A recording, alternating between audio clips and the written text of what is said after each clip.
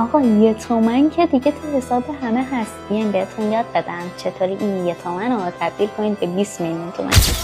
یعنی فکر نمی کنم تریدم اینقدر بهتون سود بده. حالا به چی نیاز داریم؟ فقط به یک گوشی و یه اکانت چت جی پی تی و میان یه عکس از وسایلی که دور و براتون توی خونه دارید میگیرید، این عکس رو میدید به این اکانت و میگید براتون تبدیلش کنه به یه وکتور. وکتور چیه؟ یه مدل عکسی که در واقع گرافیستا و کسایی که با فتوشاپ کار میکنن میان ازش استفاده میکنن برای طراحی و دیزاین پوستر و 1000 مدل چیز دیگه.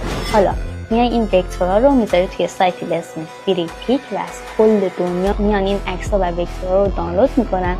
و اتفاقی که میفته اینه که این سایت به تو به ازای این دانلودها درآمد دلاری میده. یعنی فکر میکنم این ساده ترین روشی بود که میتونستم براتون پیدا کنم و البته برای قدردانی از حمایت شما یه مسیر درآمد دلاری با هوش مصنوعی براتون آماده کردم که شامل 3 تا روش میشه که شما هر کدوم دوست داشتید میتونید انتخاب کنید و با استفاده ازش چه توی ایران چه خارج از ایران بتونید درآمد کسب کنید. روشش هم خیلی آسونه، توی کپشن براتون می‌نویسم چطور میتونید دریافتش کنید.